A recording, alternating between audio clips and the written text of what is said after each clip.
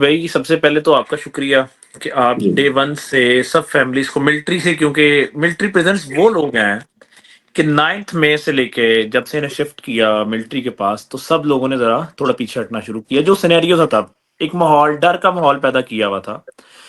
آپ اور سلمان اکرم صاحب سب سے پہلے ہمیں لیڈ کرنے والے، ہمیں راستہ دکھانے والے، کیونکہ سب لوگ کلو لیس تھے، کسی کو نہیں پتا تھا. پہلی دفعہ ہماری زندگی میں، یہ سب بھٹو کے دور میں یا اس سے پہلے جو ہوتا رہا ہے، ہماری زندگی میں ہم نے پہلی دفعہ دیکھا کہ ملٹری کورٹس بھی کچھ ہوتی ہیں اور یہ کیا کرتے ہیں.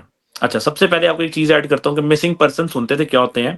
ہم کچھ چند فیملیز ہیں پاکستان کی جنہوں نے یہ چیزیں خود برداشت کی، خود دیکھا کہ مسنگ پرسنس کی پین کیا ہوتی ہے.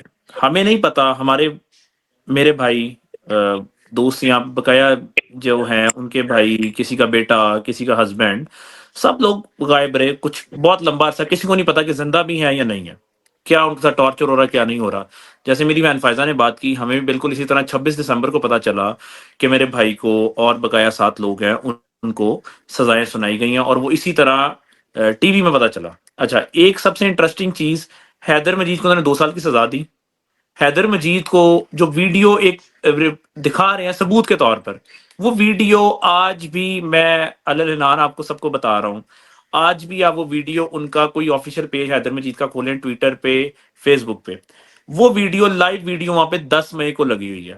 10 مئی کی live video jail road office کی ہے، نہ کہ وہ نہیں، وہ تو تیمور، وہ تو بات ہوگی نا کہ ثبوت ان کے پاس جی کوئی بھی نہیں ہے. میں چاہ رہا ہوں کہ کوئی بالکل. ایسا پہلو جو آپ جس پر بات اچھا کرنا چاہیں جو پہلے سے نہیں ہے، کوئکلی صرف ہاں، اس کے اوپر پلیز. آتے ہیں کہ فیملیز کو جس طرح بات کی کہ یہاں پر جیل میں شفٹ کرنے کا مقصد تھا کہ فیملیز کو ایزی کریں گے اور جو اندر لڑکے ہیں ان کو ایزی کریں گے، جبکہ یہاں پر آنے سے مزید سختی سٹارٹ ہو گئی.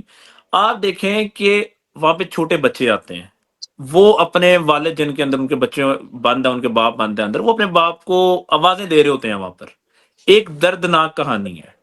آپ وہاں پر آ کے محسوس کریں کہ کیا پینفل وہ چیزیں ہوتی ہیں، اس طرح فیملیز ایک دوسرے کو دیکھ رہے ہوتے ہیں.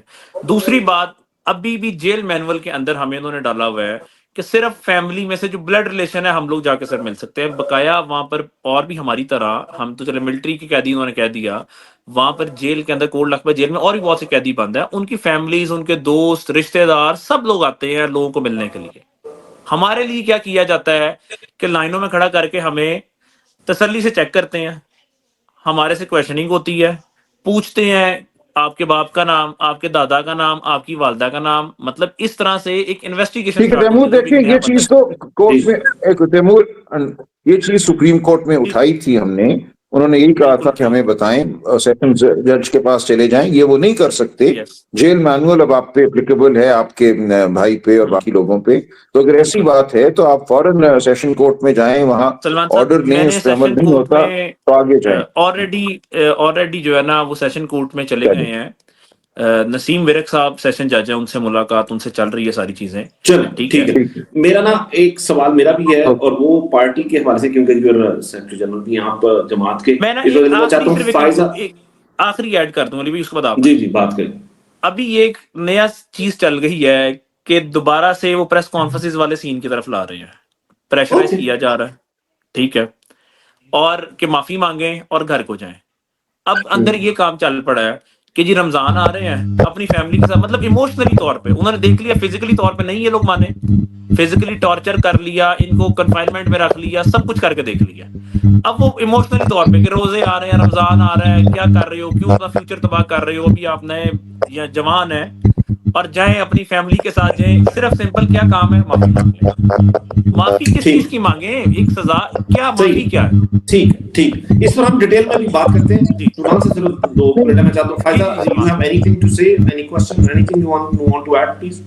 سلمان صاحب. No, I just want to add, I want to rephrase the same thing that I've said earlier, کہ سلمان صاحب obviously ہمیں represent بھی کر رہے ہیں سپریم کورٹ میں. یہ کیس جو ہے اتنا امپورٹنٹ کیس ہے کہ اب یہ ڈٹرمن کرے گا کہ پاکستان کس ڈائریکشن میں جائے گا. اور ہم امید کرتے ہیں کہ جو بینچ بیٹھا ہے وہ انصاف کرے گا، اور وہ اس پاکستان کے لیے انصاف کرے گا. ہم سب کے لیے تو کرے گا، اس پاکستان کے لیے انصاف کرے گا. ٹھیک. میرا بس سوال ایڈ کر لیجیے سلمان صاحب، آخری، and then you are good to go. I mean آپ اس کے بعد آپ کے وقت کا بہت شکریہ. اور وہ یہ ہے کہ پارٹی رہنماؤں میں سے ہم بہت زیادہ یہ دیکھتے ہیں کہ کوئی بھی ان کے ساتھ شاید نہیں ہے. ان کے گھروں میں کچھ لوگ گئے شروع میں جس وقت ایک پریشر پڑا, اس کے بعد کوئی بھی نہیں ہے. ایک پریزیڈنٹ کمیٹی بنی جس کو کوئی لیڈ کر رہے تھے, اور اس کے بعد اب کوئی اس کو لیڈ نہیں کر رہا ہے. یہ کسی بھی لیڈرشپ میں سے کسی کے ساتھ بھی رابطے میں نہیں ہے, یا کوئی لیڈرشپ ان کے ساتھ رابطے میں نہیں ہے. کچھ اور نہیں کر سکتے کم از کم ایک وہ جو ساتھ کھڑے ہونے والی چیز ہے اس میں بھی کوئی بھی اس وقت ایسا نہیں ہے کہ جو ان کے ساتھ کھڑا ہو. If you can hear us, Salman صاحب, and you are on mute. If he joins us again. میں صرف یہ چاہتا ہوں, اچھا سدرا آپ کے پیچھے نا آپ کا فیڈ بیک ہے کوئی, تو آپ نا ذرا اس کو نا دوبارہ ری جوائن کریں کیونکہ بہت زیادہ ایکو ہے آپ کے اس میں, تو آپ ذرا ری جوائن کر لیجیے. آپ بات کیجیے, بولیے کچھ. نہیں, آپ کے میں کافی فیڈ بیک ہے آپ کے پیچھے, تو آپ ذرا پلیز ری جوائن کیجیے سدرا, ٹھیک ہے, تب تک ہم ان سے بات کرتے ہیں, ٹھیک ہے, اوکے, تھینک یو. اچھا میں نا فائزہ جہاں آپ نے آخری بات کی تھی نا وہاں سے اس بات کو آگے لے کے جانا چاہتا ہوں. میں نواز صاحب سے پوچھنا چاہتا ہوں, یہ جو میں دوبارہ سمجھنا چاہتا ہوں اس میس والی بات کو, میس کا بل کلیئر کرنے والی بات کو میں دوبارہ سمجھنا چاہتا ہوں. Is this for all the prisoners there? They have to pay for their own food or something? How does it work exactly? میں یہ سب جاننا چاہتا ہوں. اور باقی لوگ کیسے یہ پیسے دیتے ہوں گے اگر یہ ایسا ہے تو؟ نہیں, یہ جہاں تک مجھے معلوم ہے یہ باقی سب کے لیے نہیں تھا. ہمیں شروع میں یہ امپریشن دیا گیا کہ because obviously my father-in-law is a retired brigadier, تو ہمیں یہ امپریشن دیا گیا کہ جی یہ ان کے آرام کے لیے ہے, حالانکہ وہ حرام کے لیے نہیں تھا. It was total solitary confinement. So and so کہ جیسے کہ میں نے کہا کہ جو انسان ان کو کھانا دینے آتا تھا he was not allowed to say سلام بیک ٹو ہم. ان کے پاس کوئی ٹیلی ویژن obviously جیسے باقی سب کے پاس کوئی ٹیلی ویژن, کوئی اخبار, کوئی چیز الاؤڈ نہیں تھی. ہیومن کانٹیکٹ ان کا ہوتا تھا وہی ویکلی میٹنگ جو سب کے ہوتی تھی. ٹوٹل کنفائنمنٹ تھی. جو کمرے کی کھڑکی تھی اس کے آگے بھی انہوں نے ایک پردہ لگایا ہوا تھا کہ تاکہ وہ باہر بھی نہ دیکھ سکیں. So it was just 4 walls and a bed and a table and him for the whole week. اور تو اس جو کنڈیشن میں انہوں نے رکھا ہوا تھا اس کا وہ ہم سے بل لیتے تھے ہر مہینے.